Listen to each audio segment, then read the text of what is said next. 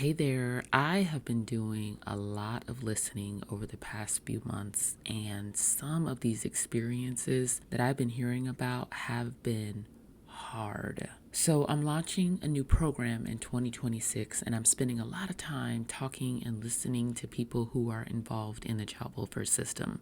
So, this includes birth parents, foster parents, kinship caregivers, youth in care, caseworkers, CASAs, medical professionals, judges, attorneys, community leaders, the faith community, and others. And this is the truth. Foster care is hard already. Even if a family needs to be there, it doesn't make it an easy experience. It's like needing to go to the dentist. It's necessary. But it's typically not something that you anticipate with great excitement, unless by going, it means that you don't have to go as often. For example, my son is getting his braces off at his next dentist appointment. He can't wait.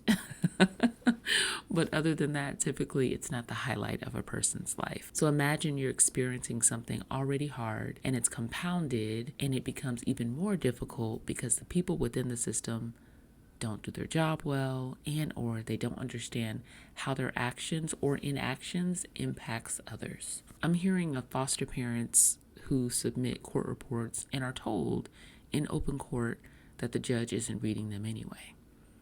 I'm hearing of caseworkers being spoken to as if they are subhuman in the court setting. Stories of youth who are being told that they don't need to attend court, or even worse, youth who don't fully understand that they're even in foster care and what it means for their life.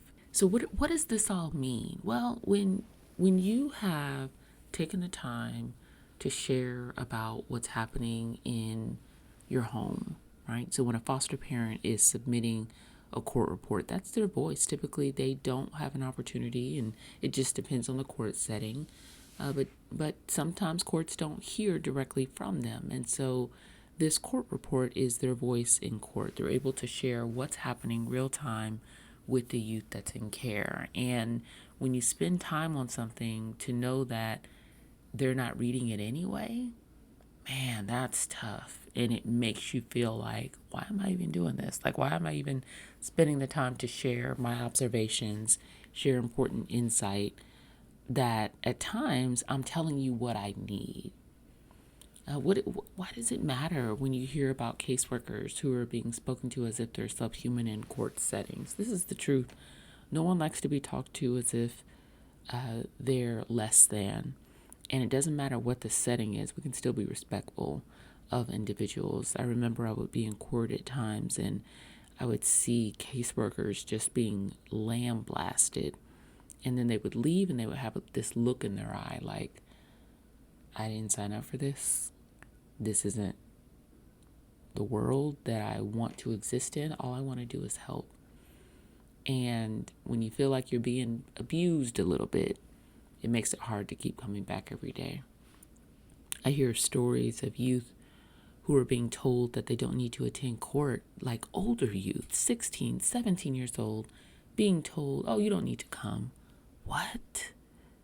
Not okay. Or, and this really hurt my heart, youth who have never met their guardian ad litem. And their guardian ad litem is appearing in court and advocating for their interest. But these youth, these competent older youth, have never spoken to their guardian ad litem, have tried, right? Even though technically that's really not their responsibility to reach out to the guardian ad litem. The guardian ad litem should be reaching out to them.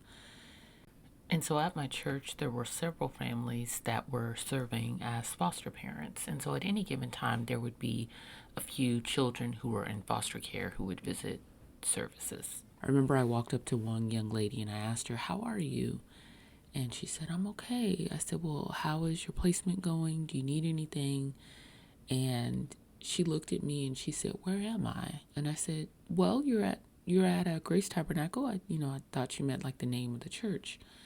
And she looked at me again and she said, no, where am I? What city am I in? Am I still in Kansas? She was genuinely confused about where she was and just her surroundings. And you have to kind of think about how how unsettling it would be to be a child who was thrust into foster care, that everything you know, everything you think you know is different now. And how, man, we gotta take the time to make sure that our youth understand what it means to be in foster care and what it means for their life.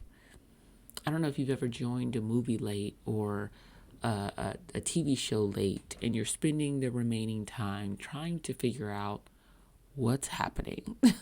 You may even ask someone next to you, what happened? And they kind of shush you because they're trying to watch the very same show. And at times when families and new workers and volunteers come into the system, we act as if they've been here before, but they're coming in to the middle of the movie. No context, no written clear instructions on the culture of child welfare. There are unwritten expectations that they're not told about, and there's not a clear path on how to clearly navigate the entire system. And we really expect for people to get it, and to get it very quickly. So it's triggering to me because we don't do this in any other setting. My first day as an administrator with the social service agency, my supervisor, she sat down with me and she went over her vision, some expectations and areas that she saw for improvement and what was being asked of me. I then met with my team, and I would be working with I then met with my team, who I would be working with on a daily basis, and they had charted out the structure of the agency. They were explaining all the different areas, and they kept saying, you won't remember most of this, but just know that this is who you can ask. So even in good times, when we receive a truckload of information, it doesn't stick. We have to keep coming back to it. We have to have something to reference. We need to know who to ask when we have the questions that come up as we're going through it. Navigating child welfare doesn't have to be impossible. And it's why I'm launching a program called Syncing Child Welfare. So SYNC, SYNC, stands for Simplifying Your Navigation and Confusion in Child Welfare. Organizations that invest in this course will help people move from confused to connected. Syncing Child Welfare helps you go from feeling overwhelmed by the system to understanding how it works, who's involved, and how to partner well, even when disagreements arise. You'll see where support is missing, you'll know how to build it, and you'll have concrete tools to create trust with families and volunteers. I'm so excited to host a preview of Syncing Child Welfare. I'm going to be sharing a few details of the program. I'm going to be answering some questions and explaining what the investment is. Whenever I have a strong emotional reaction to something, I know that I'm called to do something in that space. And I don't know if you're the same way, but you probably are. There's something that bothers you. There's something that you're asking, why don't we do this better? You're called to do something in that space. Child welfare is too important for families and people who serve in it not to understand what's happening. Consider this your personal invitation to attend the Syncing Child Welfare Preview in early 2026. I'm hosting 2 sessions, and the same information will be shared during each session. So you can either join me on Wednesday, January 7th from 9 a.m. to 9:45 a.m. Central Time, or Thursday, January 8th at 4 to 4:45 p.m. again Central Time. This is going to be online, and it's going to be a preview of the program. I'll be sharing who this program is for and who it isn't for, an overview, how organizations and individuals can get involved, and the investment to begin. I'm linking the Zoom registration link in the show notes so that you can register. Listen, we have to do this differently, this being child welfare, and it's going to take all of us to reimagine a system that is connected and meets people's needs.